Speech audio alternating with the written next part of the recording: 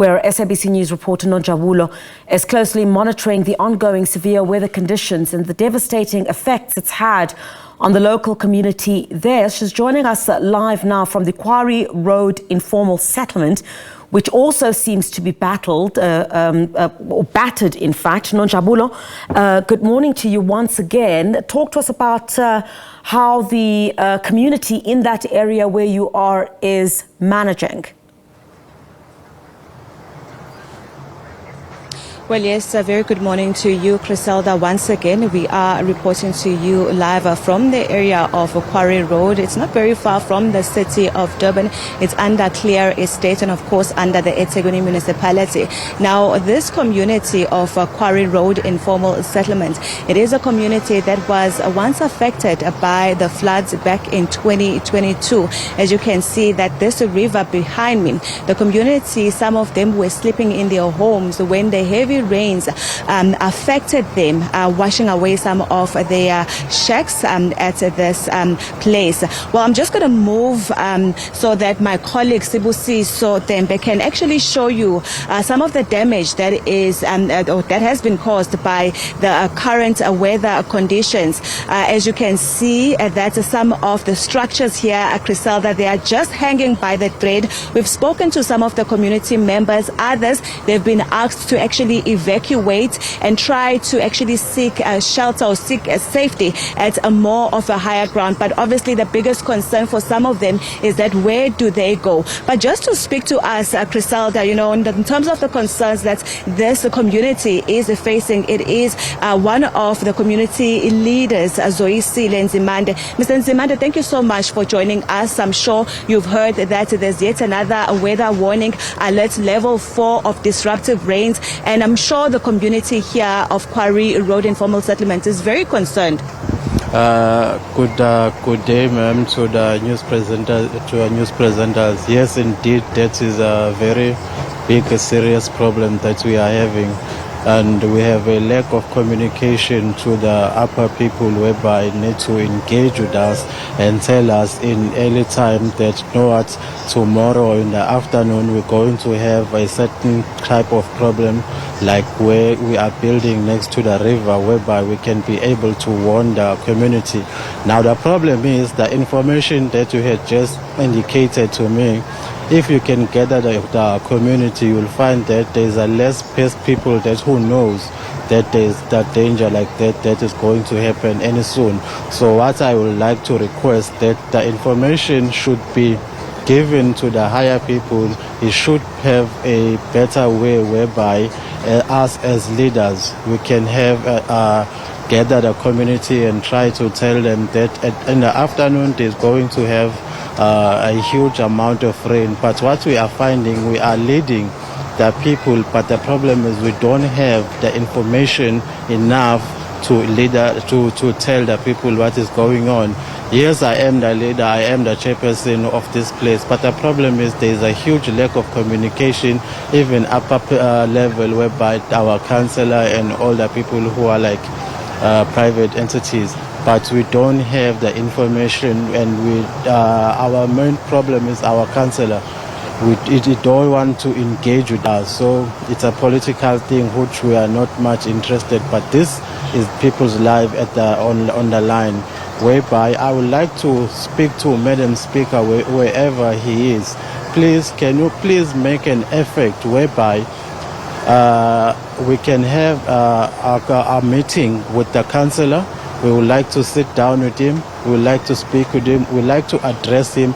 You know what? This is the problems that we're having. Because now, if you are a leader and you do not have any answers to give to the people, like if you can look behind me, we have lost a few number of houses. There are people who are living there. At the end of the day, we need to go to them. We need to tell them, you know what, as leaders, this is what we have tried to do.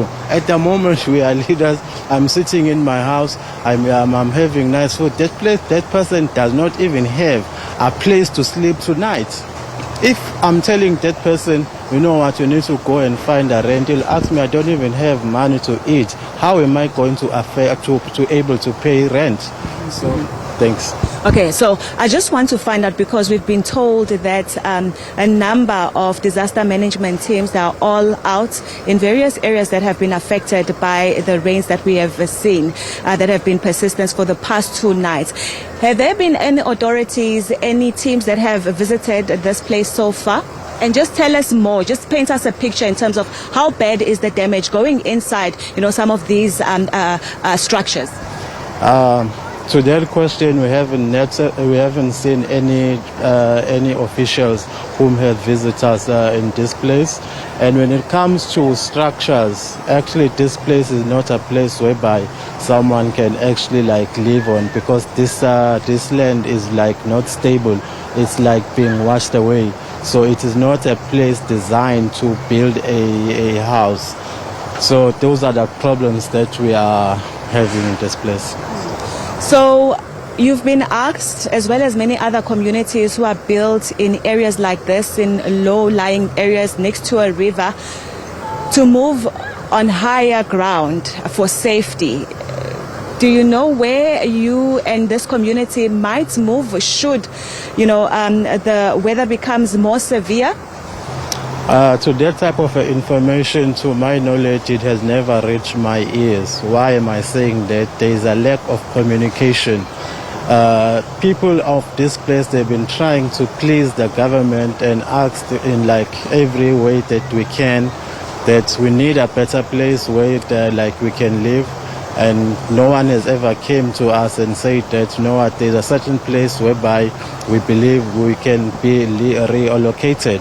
So as soon as that type of information comes to my ears, the first thing that I have to do is to call the community and plan the meeting whereby we're going to call the community, because that decision is not ours as a community members. We need to call the whole community and we need to explain to them this is what is going to happen. Then they'll say yes, but I doubt that there's anyone who will say I like to stay in this type of a place whereby you have electricity, which is not right, whereby if you can walk anyhow you can get electrocuted. So I think everyone likes to have a peaceful sleep whereby you have a nice house and a bathroom, not a bathroom that has been used by 1,000 people. Okay, no, thank you so much, Mr. Zoisile Nzimande.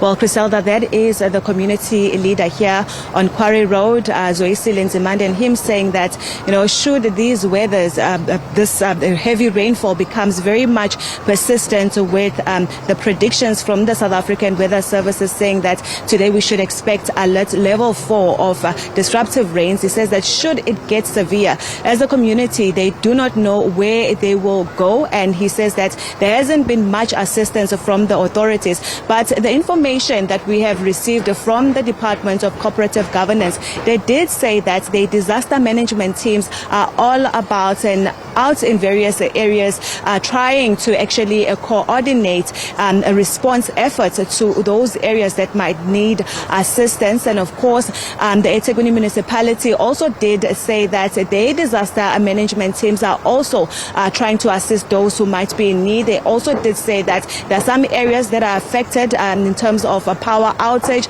others in terms of water, but they're saying that, those are some of the things that they are addressing. Hopefully, Griselda, we will probably get some sort of a response, to some of these concerns that have been raised by Mr. Nzimande, probably from the authorities. For now, it's back to you in studio. Nonjabulo, thank you very much indeed. Just taking a look at, those homes behind you there, really at risk as the rain persists in some parts of KwaZulu-Natal. Thank you very much indeed for bringing us that report.